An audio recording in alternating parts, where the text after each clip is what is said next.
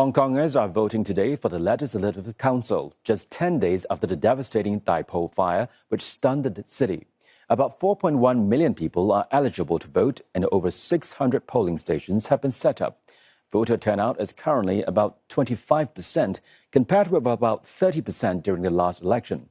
Among the constituencies, New Territories Northeast, where Tai Po is located, has the lowest figure so far. There are now around 3 hours to go until polls close at 11:30 p.m. local time. Deborah Wong files this report from Hong Kong.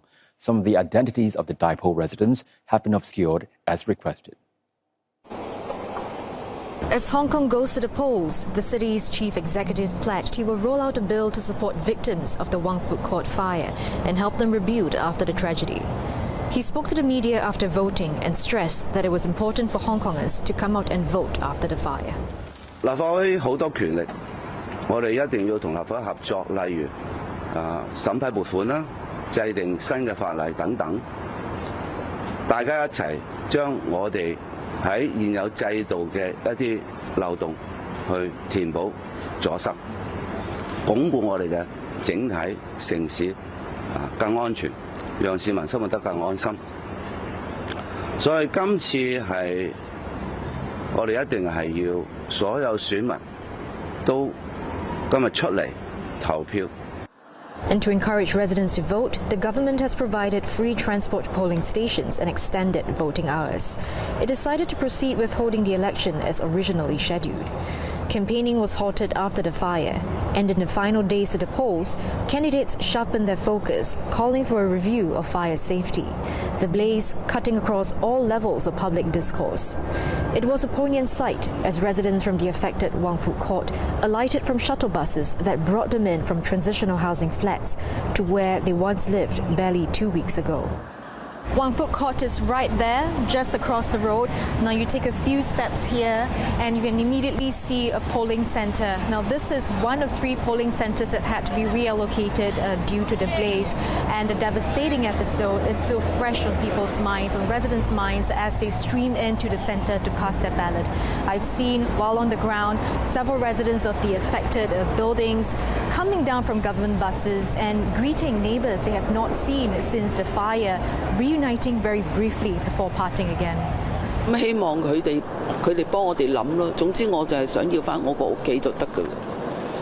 嚇，喺翻附近揾翻個我想要嘅家，就係咁簡單。具體嘅我唔諗唔到，我唔識諗，要佢哋幫我諗啦。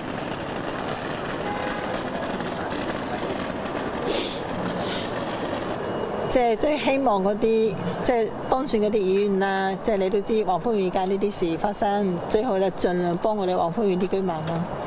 即係最好就點樣講啊，安居樂業咯，係咪？畢竟我哋嗰度住咗幾廿年，多數都係上年紀嗰啲居民，就最好就幫我哋盡量係咯安居樂業咯。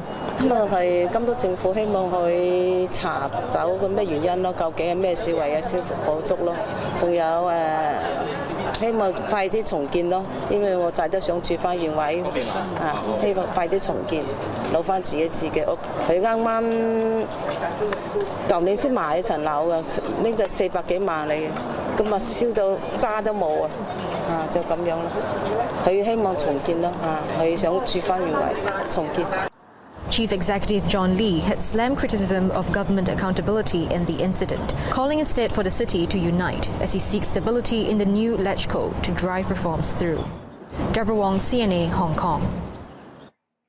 Police in Hong Kong have made their first arrest relating to criticism of authorities over the apartment blaze, which killed 159 people.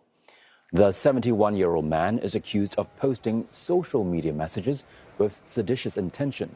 Police claim his posts tried to stir up hatred towards the government, including accusations that officials instigated or exploited the tragedy to create chaos. There have been reports of other arrests, but none of those have been confirmed.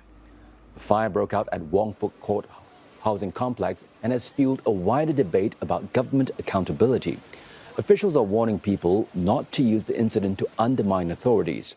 The initial cause of last month's blaze is still unclear, but investigations are ongoing to pinpoint how it started. At least 21 people have been arrested on suspicion of corruption and negligence tied to a major renovation project at the housing complex.